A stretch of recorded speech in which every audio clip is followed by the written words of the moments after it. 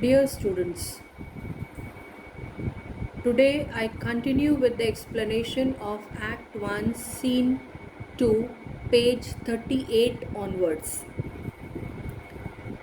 Let's begin with the verse of Prospero, who says here, "Now I arise," resumes his mantle, "sit still and heat, and hear the last of our sea sorrow. Here in this island we arrived, and here have I, thy schoolmaster, made thee more prophet than other princes can, that have more time for vainer hours and tutors not so careful." Now he says here, "Now I arise." He arises and he again wears his robe. Then in the verse he says, in his speech he says, that let's sit and hear the end of our suffering. Sea sorrow means suffering. He's narrating the story and he's saying here that we arrived on this island, and over here on this island I have acted like your schoolmaster, that is school teacher. I have taught you more than what is taught to the other princes. So this is the education, this is the knowledge that Prospero has provided to his daughter. So according to Prospero, he has taught more than what is taught to other princes. Then he says here that there are other princes who waste their time in useless occupations, that has more time for vainer hours. Vainer hours means foolish hours. They are wasting their times in useless occupations, as well as in tutors who are not so careful, competent. So he considers himself to be a competent tutor of Miranda, and he believes that he has provided excellent knowledge to his daughter. Miranda then says, "Heavens, thank you for it. And now I pray you, sir, for still is it's beating in my mind, your reason for raising this sea storm." Now it's told over here that she appreciates, she is saying here, heaven thanks you for it. So she is thankful to her father, and she wishes that God may reward her father for whatever he has done. And now, since she is having a question in her mind that is troubling her, she wants to know the cause. She wants to know the cause of the storm, and that's why she is making a request to her father that why the storm was being created. To which Prospero then says, "Know thus fare forth by accident most strange, bountiful for fortune. Now, my dear lady, hath mine enemies brought to this shore, and by my presence I find my zenith doth depend upon a most auspicious star, whose influence, if now I quote not but omit, my fortunes will ever after droop. Here cease more questions, thou art inclined to sleep. It's a good dullness, and give it way. I know thou canst not choose." Now in the speech of Prospero, he says here, "Know thus far forth." That means I will tell you more. Then he is saying here, by accident most strange, bountiful fortune. Bountiful fortune over here refers to generous fate. And he says here that by a strange accident, generous fate,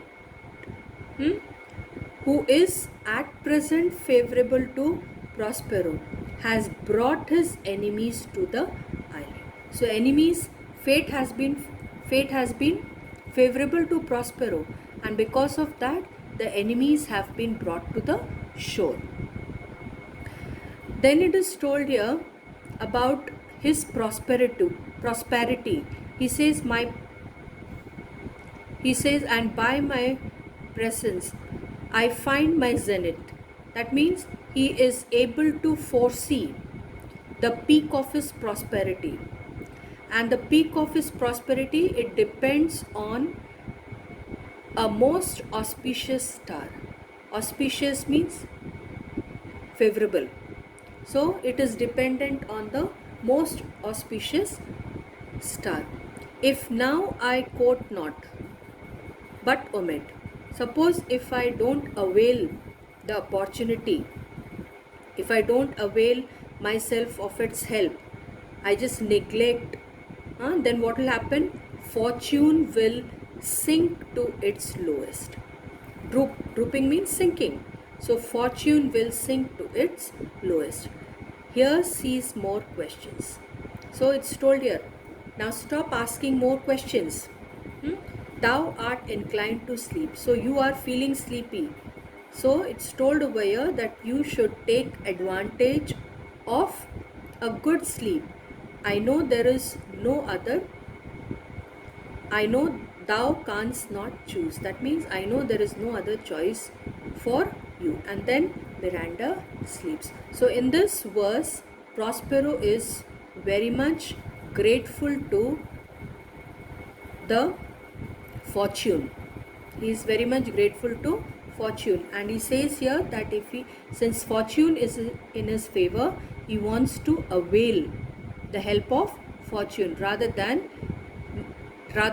neglect and see that the fortune or the fate will sink to its lowest. Then, come away, servant, come. I am ready now. Approach my Ariel, come. Now he is calling Ariel because Ariel is the servant of Prospero. And he says, enter Ariel. What is he saying? Ariel is saying, all hail, great master, grave sir. Hail, I come to answer thy best pleasure, be it to fly, to swim, to dive into the fire, to ride on the curled clouds, to thy strong bidding, task Ariel and all his quality.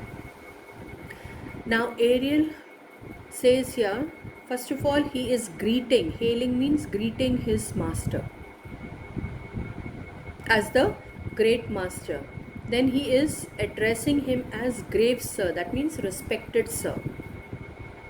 He says here, I have come to answer thy best pleasure. Means to answer or come to do whatever pleases you the best. So whether it is flying, swimming or driving into the fire, he has come to do that. Then he says here, to thy strong bidding task, Ariel and all his quality. So Ariel is telling that he himself and his companions, Ariel and his companions, they are obedient and they are ready to follow the commands of Prospero. So they are to thy strong bidding task. That means they are present here to obey the commands of Prospero. Hast thou, spirit, performed to point the tempest that I bade thee? This is a question being asked. Have you, spirit, executed in every detail the storm that I ordered?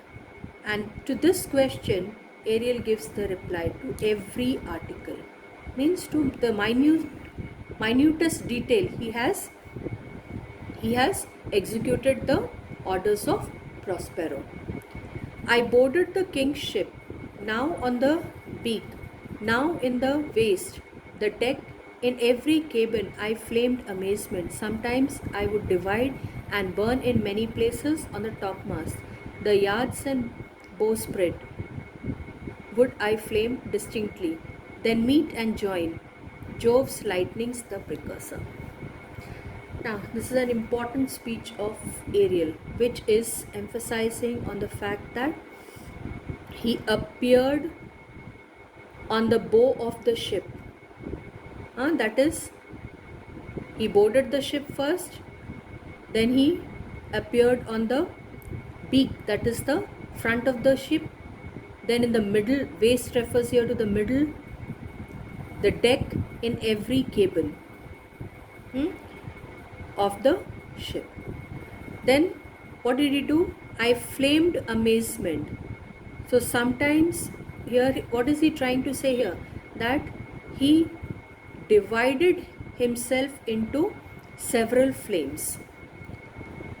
So it's told over here that sometimes Ariel divided himself into several flames and burned at several places, burn in many places. Okay. On topmast, the yards, that is the crossbar which supports the sail, the bowsprit would I flame distinctly.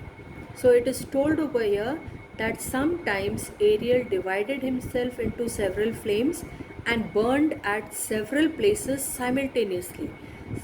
It could be the topmast, on the yards, on the bowsprit, and then suddenly what is being told here? Then meet and join. So he would combine into one single flame. So as per the requirement, if it was required, he would divide himself into several flames, and as per the requirement, he would also combine himself into one single flame. Then Jove's lightnings, the precursor. Now Jove's lightning, now you have to keep in mind Jove or Jupiter is the god of Roman mythology, and his chief weapon is the thunderbolt and lightning. Okay, so it's told over here in this line that even Jove's lightning seen before he hurls his dreadful thunderbolt. So lightning can be seen only before, before the lightning could be seen, there is dreadful thunderbolts.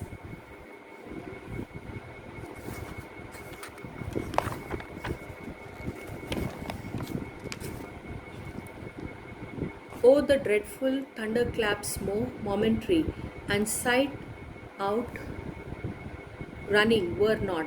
The fire and cracks of sulphurous roaring, the most mighty Neptune seemed to besiege. Roaring, the most mighty seemed to besiege and make his bold waves tremble, yea, his dread trident shake. Now it's told over here about the flashes of lightning. In this lines, he is making the reference to the flashes of lightning and the roars of thunder. And then it is being told that Ariel produced the most powerful Neptune, that is the god of the sea, to shake his powerful waves, and even to shake his frightening trident. So this is all what has been done by Ariel as per the command of Prospero.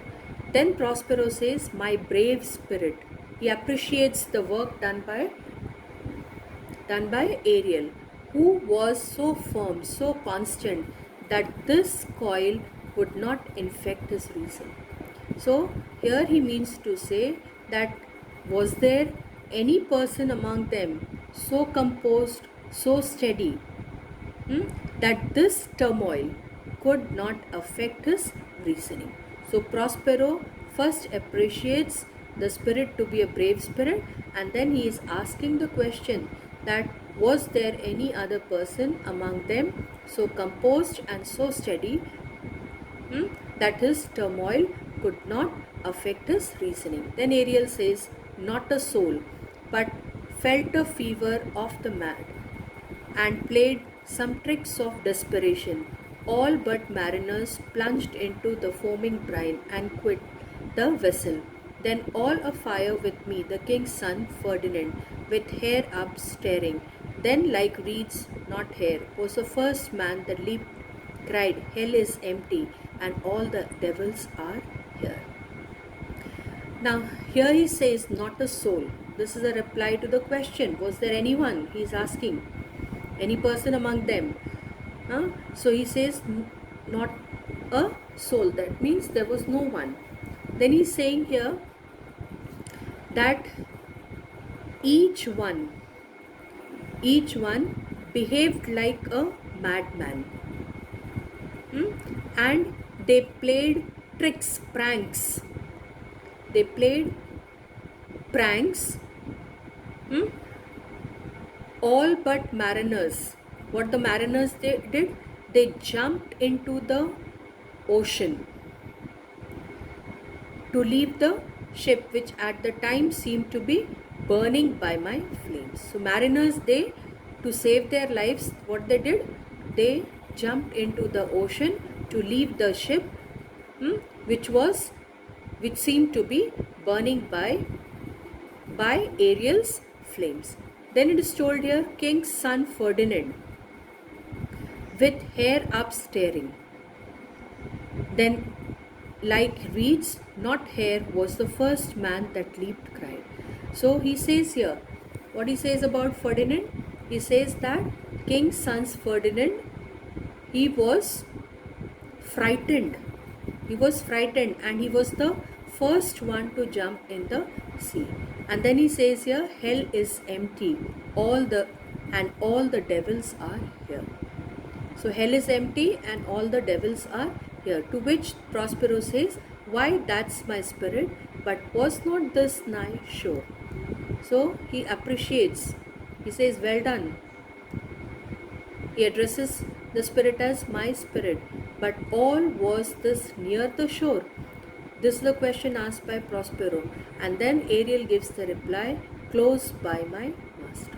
So this was near the shore, and the question to which he gives a reply, yes, it was close by my master. I stop here.